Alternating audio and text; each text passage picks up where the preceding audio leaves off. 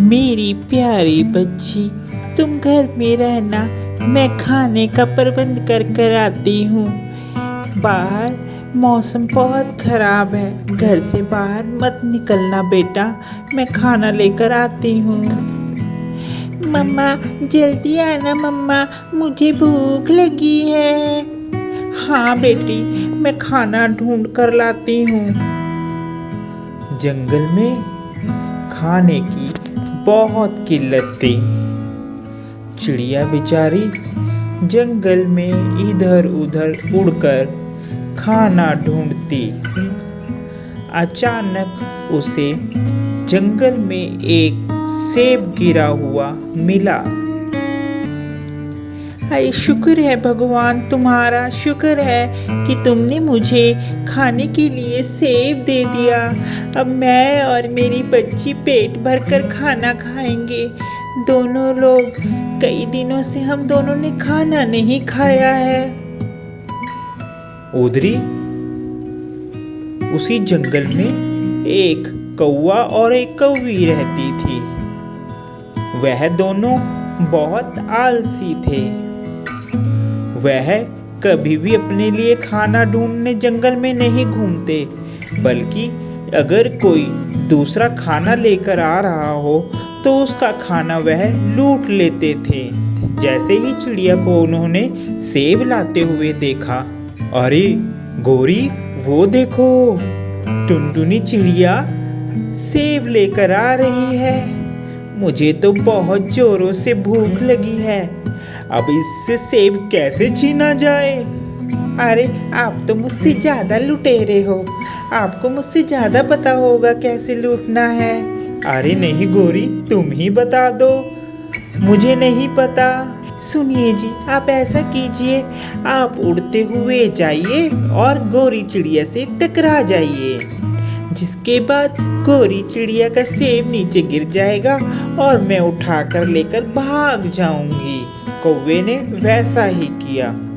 जैसे ही टुनटुनी सेब लेकर आ रही थी, इधर से कौवा गया और उसने टुनटुनी चिड़िया के टक्कर मार दी, जिससे सेब जमीन पे आकर गिर गया। अरे ओ कौवे, तुम्हें दिखता नहीं है क्या? कितनी जोर से मेरे टक्कर मारी, मेरा तो सिर ही घूम गया। अरे टुनटुनी, गुस्सा क्यों करती हो? गलती से हो गया, माफ करो। अरे मेरा खाना कहाँ गया? ओह नो, मैं तो अपने बच्चे के लिए खाना लेकर जा रही थी, अब मेरा खाना भी गिर गया। अरे मैंने कौन सा जान के मारा टुनटुनी, नीचे देखो, नीचे ही कहीं गिरा होगा। टुनटुनी नीचे जाकर देखती है, उसे कहीं पर भी खाना नहीं दिखाई देता है। वह उदास होकर फिर से खाना ढूंढने के लिए चल पड़ती है।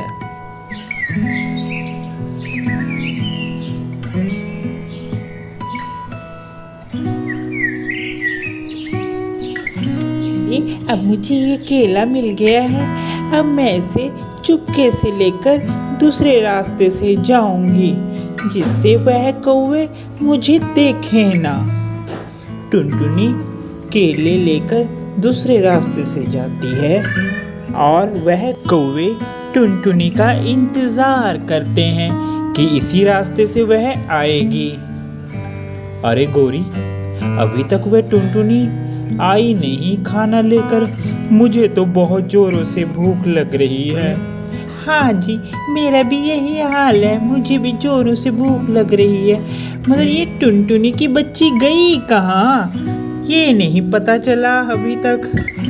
चलो हम उसके घर जाकर देखते हैं कि वह टुनटुनी कहीं अपने घर तो नहीं दूसरे रास्ते से चली गई। चलो चलते हैं। वह टुनटुनी के घर जाते हैं तो देखते हैं टुनटुनी केला लेकर अपने घर आती है। अरे टुनटुनी की बच्ची, हमें केले दे, हमें भूख लगी है। नहीं नहीं, मैं नहीं दूंगी, ये मेरे बच्चों का है। अरे हमारी भूख से बढ़कर तेरे बच्चों की भूख है, ला इधर पकड़ा मुझे केला। वह केला छीन लेते हैं। टुनटुनी उन्हें मना करती है। वो गुस्से में आकर टुनटुनी को मारते हैं, जिसके बाद वह चले जाते हैं। अरे माँ, आपके सिर से तो खून बह रहा है माँ। क्या हुआ माँ आपको? रुको माँ, मैं अभी जाता हूँ और वैद्य जी को बुला कर लाता हूँ। टुनटुनी का बच्चा किसी तरीके से वैद्य जी को बुलाने जाता है। हाँ बेटा, क्या बात है, बोलो। टुनटुनी का बच्चा वैद्य जी को सारी बात बताता है और उसे लेकर के अपनी माँ के पास आता है। उसकी माँ का वह इलाज करता है। साथ ही टुनटुनी सारी बात वैद्य जी को बताती है। वह टुनटुनी को एक बीज देता है कि तू अपने खेतों में ये केले की खेती करो, जिससे तुम्हारे केले होंगे। टुनटुनी केलों की खेती करती है, जिससे केले बड़े बड़े हो जाते हैं। वह कौवे फिर से टुनटुनी के पास आते हैं और टुनटुनी से केले की डिमांड करते हैं। जैसे वह केला तोड़ के खाते हैं, केला उनको कड़वा लगता है और वह चिल्लाते हुए वहाँ से भाग जाते हैं। तो प्यारे बच्चों, आपको हमारी यह टुनटुनी वाली कहानी कैसी लगी ज़रूर बताएं। साथ ही ऐसी और मज़ेदार कहानी देखने के लिए हमारे चैनल को सब्सक्राइब ज़रूर कर दें। Thank you for watching.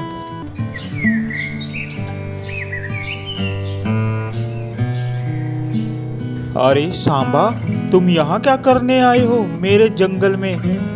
ये तो मेरा एरिया है ना। अरे हाँ शेर खान, मैं तुम्हारे एरिया में आया हूँ। असलियत में बात ऐसी है, तुम्हारा जंगल बहुत बड़ा है और तुम्हारे जंगल बहुत बड़ा होने के साथ साथ तुम्हारे जंगल में एक बड़ा तालाब भी है। तो यहाँ पर अक्सर जानवर पानी पीने के लिए आते हैं। मेरा जंगल छोटा होने की वजह से वहाँ पर जानवर कम हो गए हैं। क्यों ना हम दोनों पार्टनरशिप कर लें, दोनों मिल के शिकार किया करेंगे और दोनों साथ में रहेंगे। अरे नहीं, मुझे किसी से पार्टनरशिप नहीं करनी, मुझे तुम्हारी कोई ज़रूरत नहीं है। अरे हम दोनों ही खूब आराम से रहेंगे। शेर खान, सोच लो। सिम्बा, तुम अपने जंगल में जाओ, ये जंगल मेरा है, मेरा। इतना कहकर सिम्बा अपने जंगल में चला जाता है और शेर खान अपने जंगल में ही रहता है। पास में ही चिंकू बंदर ये सब बात सुन रहा होता है।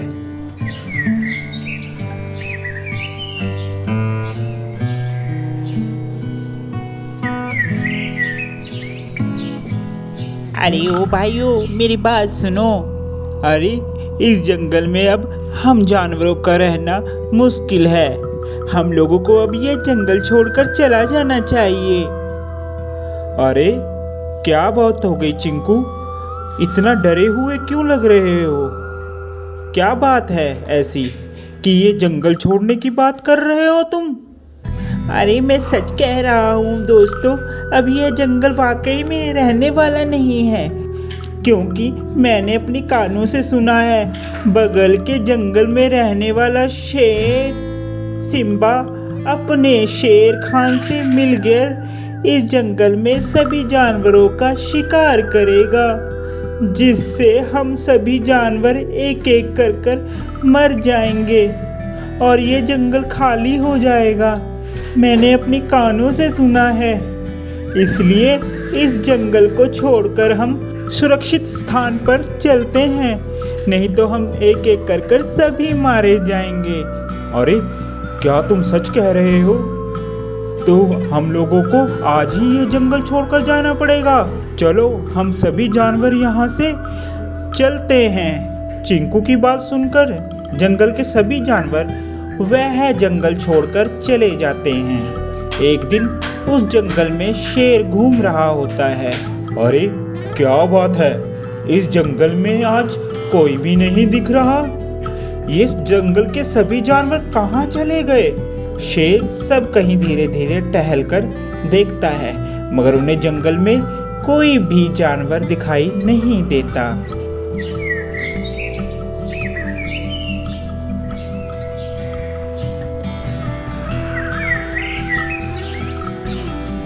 तभी उसकी नजर जंगल छोड़ते हुए जानवरों के ऊपर पड़ती है। अरे रुको रुको, सब रुको, क्या बात है? तुम लोग सब जंगल छोड़कर जा रहे हो, ऐसी क्या बात हो गई?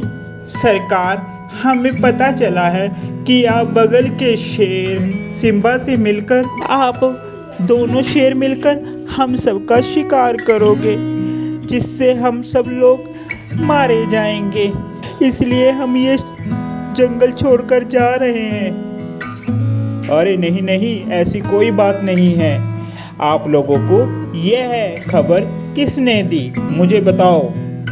सभी लोगों ने चिंकू का नाम लिया।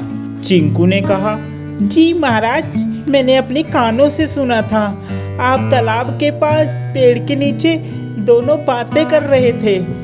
अरे नहीं नहीं, वो बात नहीं हुई हम दोनों में वह अब मेरे साथ मिलकर इस जंगल में रहना चाहता था।